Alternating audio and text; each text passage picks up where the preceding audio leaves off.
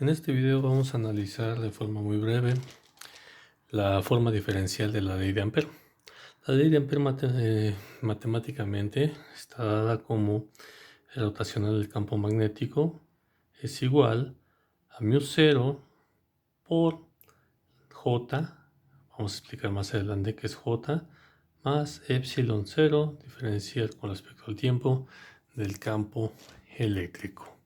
Pero bueno, físicamente, ¿qué nos dice esta ecuación?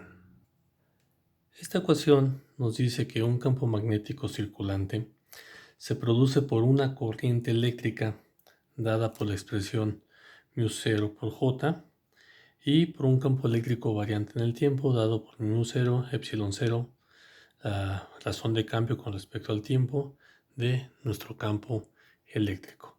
Bueno, en videos anteriores ya habíamos explicado la descripción del rotacional de un campo vectorial cualquiera y habíamos encontrado las diferentes expresiones matemáticas para las diferentes coordenadas que estábamos empleando, tanto coordenadas cartesianas, coordenadas cilíndricas, coordenadas esféricas, que son los planos en los cuales se utiliza más la descripción de los campos, porque podemos tener otros tipos de sistemas coordenados, pero los más utilizados son los que se acaban de mencionar.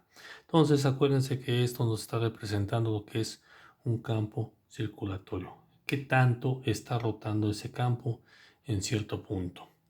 Bien, ahora vamos a ver la parte derecha, lo que tenemos de la forma diferencial de la ley de Ampère-Maxwell, y vamos a enfocarnos primero en el valor de J.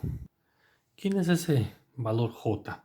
J se le conoce como la densidad de corriente eléctrica y tiene unidades de amperes sobre metro cuadrado, o también de coulombs sobre segundo, que es la unidad que nos da amperes, todo eso sobre metros cuadrados. Pero ¿cómo está definido ese valor de J?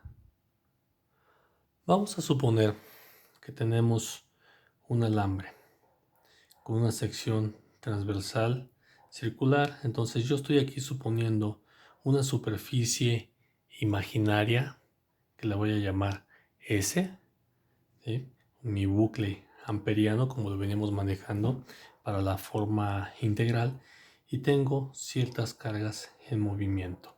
Entonces esta densidad de corriente eléctrica va a ser la cantidad de cargas que atraviesen esa superficie por unidad de tiempo, ¿sí? De tal manera que yo tenga las unidades de amperes sobre metro cuadrado sobre esta área que yo tengo expresado como en la superficie S.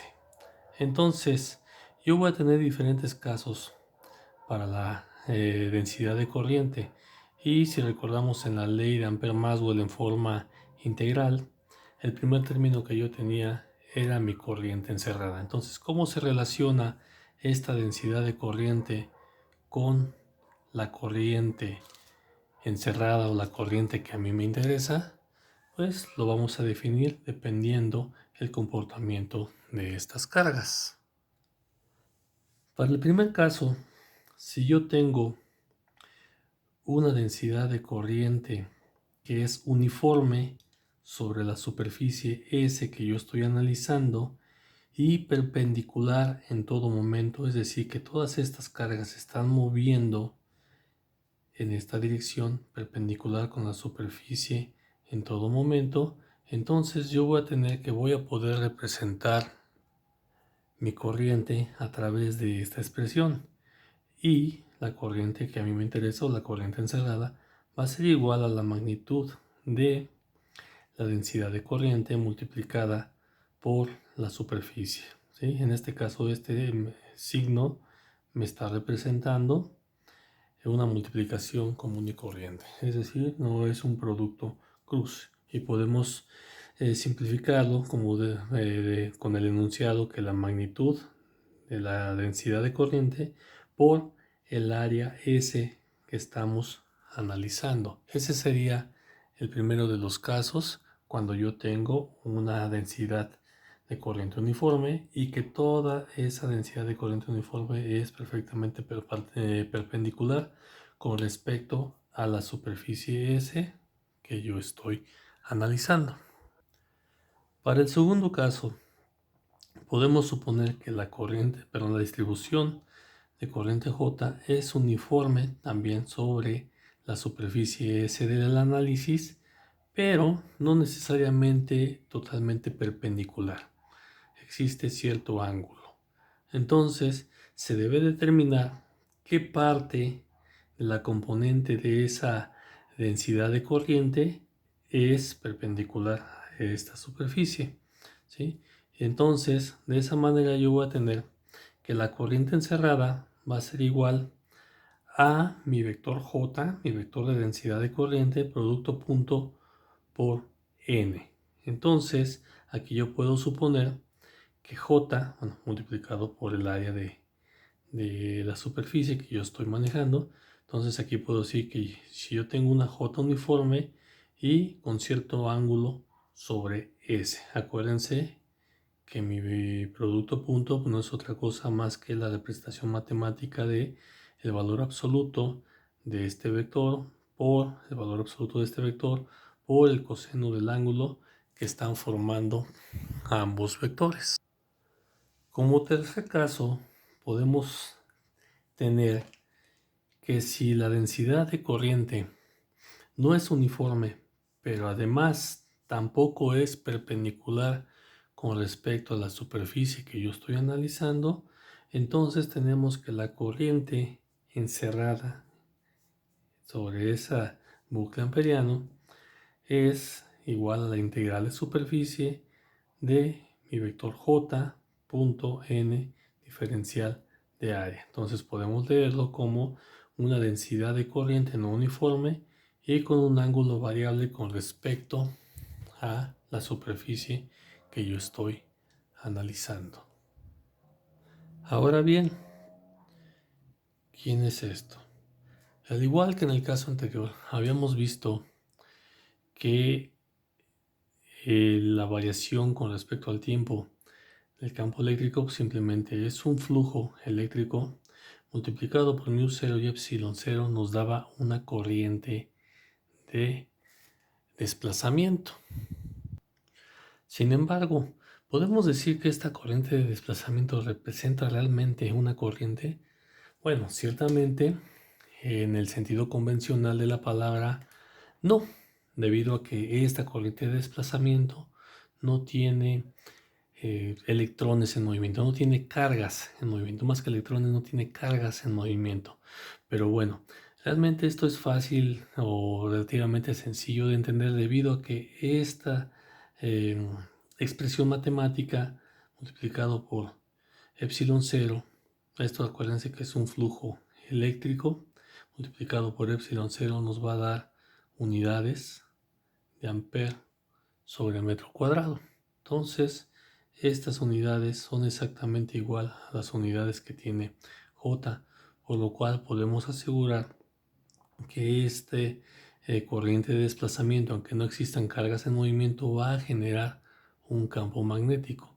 Aquí lo importante de entender esto es que debemos predisponer que este cambio en el campo eléctrico nos va a producir un campo magnético, aun cuando no tengamos cargas presentes o que no tengamos un flujo de corriente físico tal cual, una corriente física que nos da la magnitud J, una corriente de conducción como se le conoce convencionalmente. Entonces, a través de este mecanismo podemos decir que las ondas electromagnéticas se pueden propagar a través de un medio vacío perfecto, como un campo magnético variante inducido por un campo eléctrico también que es variante en el tiempo.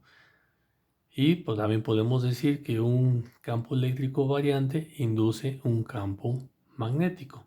La importancia de esto el concepto de la corriente de desplazamiento que, bueno, inició principalmente con el mecanismo que implementó Maxwell, es un poquito difícil de explicar y de representarlo física y matemáticamente. Entonces aquí realmente lo que debemos enfatizar es que esta variación de campo eléctrico con respecto al tiempo nos va a generar un fenómeno cuyas propiedades son semejantes a la densidad de corriente y por lo tanto este campo eléctrico variante en el tiempo nos va a permitir generar un campo magnético que es circulatorio con respecto a la posición.